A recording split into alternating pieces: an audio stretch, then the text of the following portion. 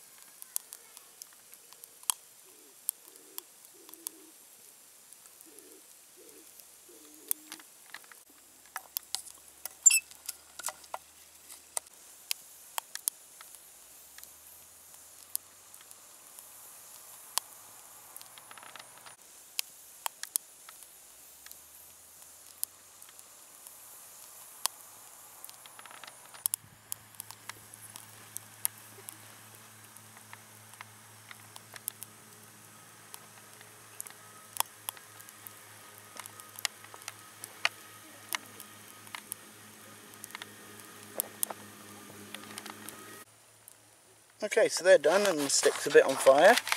So we need to now grind them like coffee grind, like you'd grind coffee, sorry. All I've got is a mess tin, so that's what I'm going to use.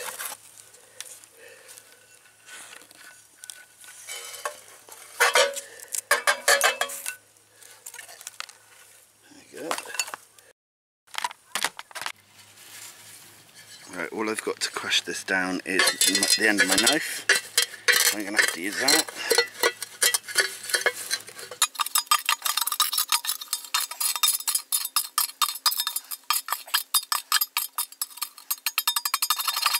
I could probably have found a stick and rounded off the edge and done this, but at the moment I'm going to use this. I'll have to do. Just if you're going to be this stupid and use a knife for a job like this, number one, make sure you don't cut yourself, and number two, make sure you're not damaging your knife.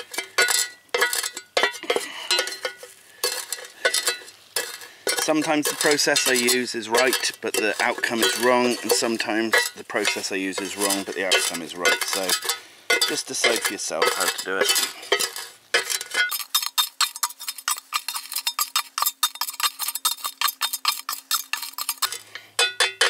Right, there it is. A nice fine-ish powder. I'll let all the bits that aren't powder roll away. There we go. We'll try that, shall we?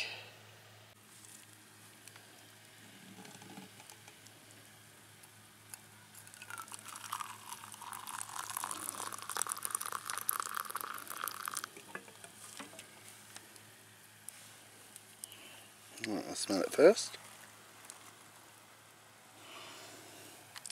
There is a very coffee smell to it, but also a very green, sort of leafy acidity to it as well from the smell.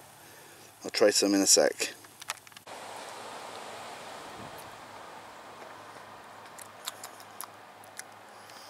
Tastes like coffee in a way.